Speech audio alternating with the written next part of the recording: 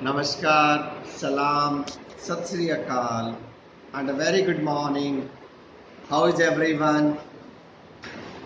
We were talking about the Indian monsoon, and in the last video, we talked about the factors affecting the Indian monsoon.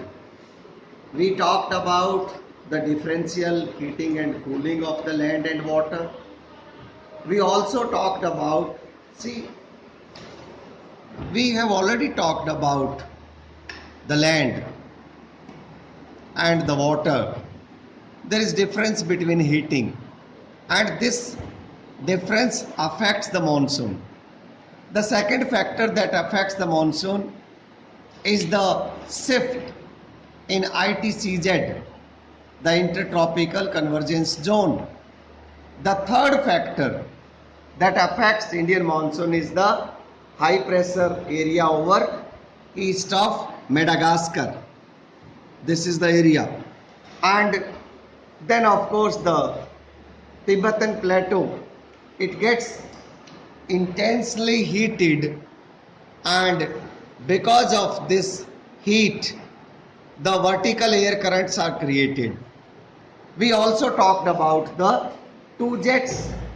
One of them, the westerly jet, that flows normally south of the Himalayas, but during the summer it shifts to the north of the Himalayas.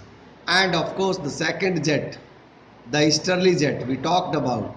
Normally it is at 5 degree north, but it shifts to 14 degree somewhere here. So these things we talked about, these five factors. Apart from these five factors, we also talked about the southern oscillation. We talked about the southern oscillation, and we also talked about the El Nino. You must remember, we talked about how the pressure here, the pressure in the tropical somewhere here, here this is the area, the tropical eastern southern Pacific Ocean. The pressure here is normally more than the pressure here in this area.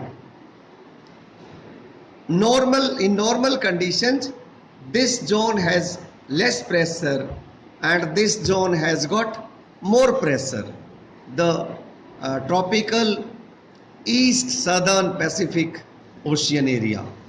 But see, this is the area from where we normally predict the monsoon. The prediction of the monsoon is made by calculating the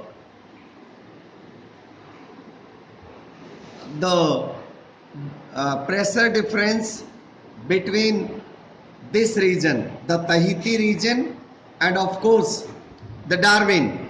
Here we calculate, and if the pressure difference comes to be positive, we predict that the monsoon is going to be strong, above average, and if it is in negative, then we say that the monsoon is going to be weak monsoon.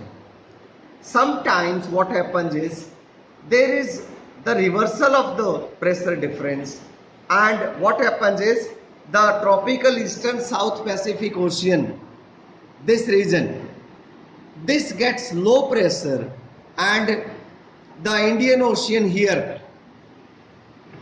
the tropical Indian Ocean in the east, this gets high pressure. It reverses, and because of this the southern oscillation happens. Then there is another factor, that is El Nino factor. What is that? See, normally there is a hot current flowing here. This is the portion near Peru. This hot current flowing. But what happens is after 3 or 4 or 5 years, it becomes cold current. It reverses everything, and that effect is known as the El Nino effect. These two, when combined together, we have already learned, they are known as ENSO. El Nino and southern oscillation together, this phenomena is referred as ENSO. This all we have already talked about in the previous video. Now today we will see the onset of the monsoon and then the withdrawal of the monsoon. Let's talk about the onset first.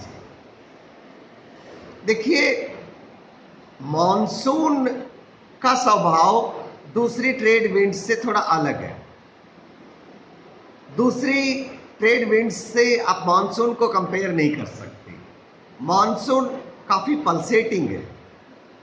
ये इनका स्वभाव बदलता रहता है, इनमें काफी changes होते रहते हैं. हमने अभी अभी बात करी 7 फैक्टर्स अफेक्ट करते हैं मॉनसून को.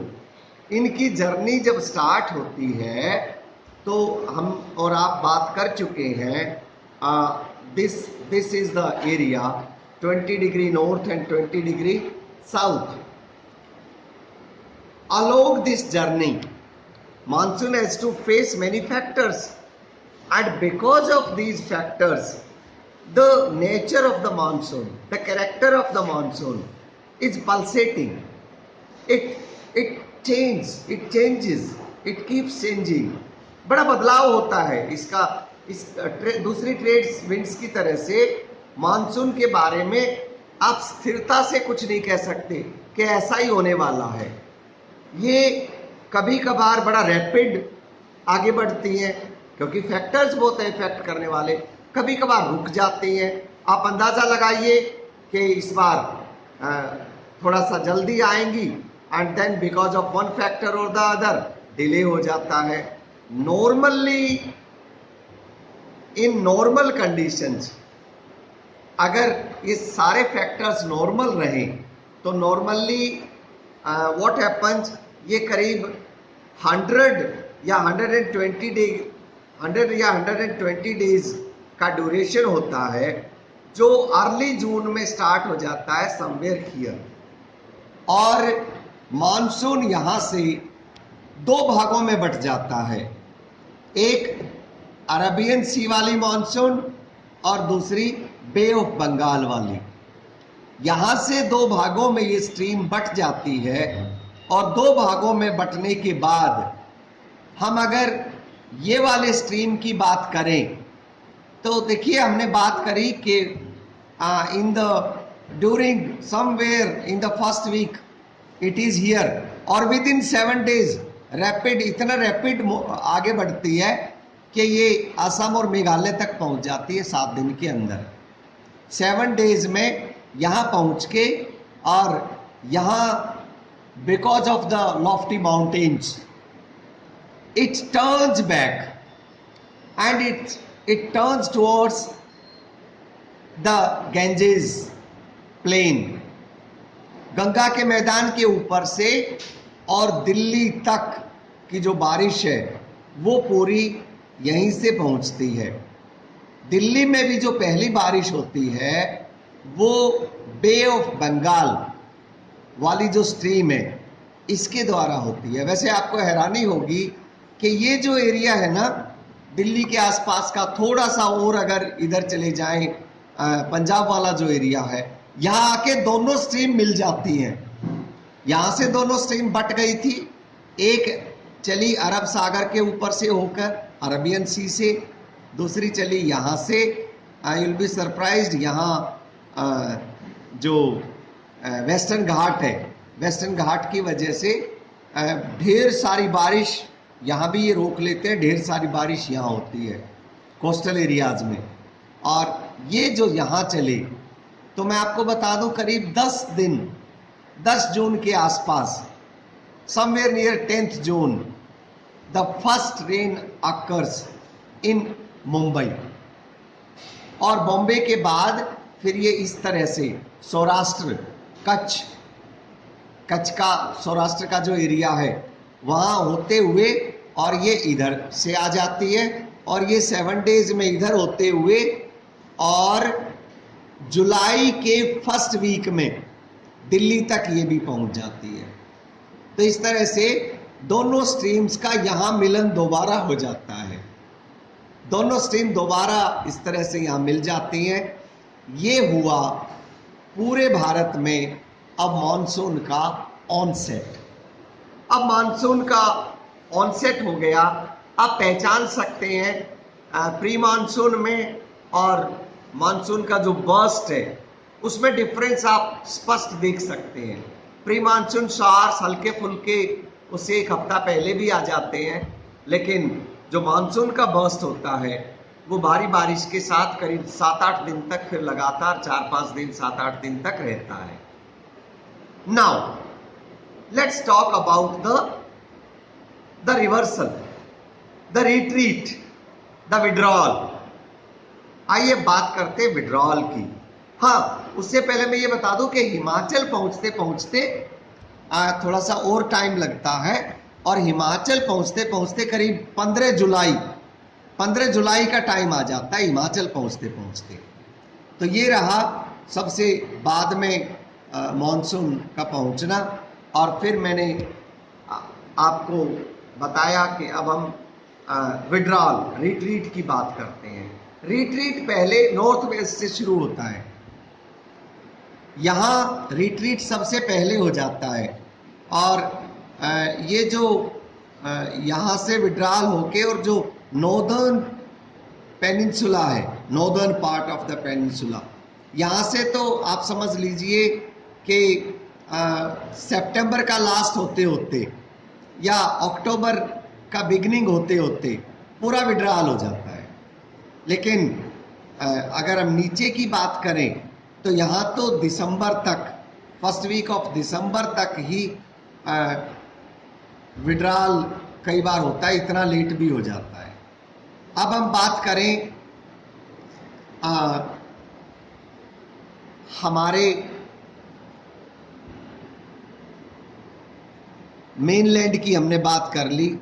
आइए अब अंडमान निकोबार की बात करते हैं। अंडमान निकोबार में मॉनसून साउथ की तरफ से नॉर्थ की तरफ ऐसे बढ़ती है और ऑनसेट साउथ से नॉर्थ की तरफ, और जहाँ तक बात है वापसी का तो दैट इज नॉर्थ से साउथ की तरफ। लेकिन वी मस्ट रिमेंबर कि onset as early as last week of April या फिर first week of May monsoon आ जाती है, केवल अगर हम अंडमान निकोबार की बात करें तो। और यहाँ दिसंबर तक रहती है, दिसंबर के लास्ट वीक में और कई बार तो जनवरी के फर्स्ट वीक में पूरा विड्रॉल मॉनसून का हो जाता है। जिस समय यहाँ से विड्रॉल हो जाता है उस समय ऑलरेडी यहाँ सर्दियों वाली बारिश शुरू हो चुकी होती है मेनलैंड में। आप याद कीजिए, सर्दियों में बारिश इस एरिया में भी होती है और सर्दियों में फिर जनवरी फरवरी में हरियाणा पंजाब में भी बारिश होती है। वो वेस्टर्न जेट की वजह से, राइट, वो जो साइक्लोन बनते हैं इधर से जो पानी उठाने के बाद जो हवाएं आती हैं। सो इस तरह से we have talked about Indian monsoon. I hope I have helped you in understanding it properly, and for any other doubts you may always come to me. You're always welcome. Keep revising. I'll be sending you around 25 to 30 questions. Answer my questions, and in case any doubts, come back to me again. Thank you for joining.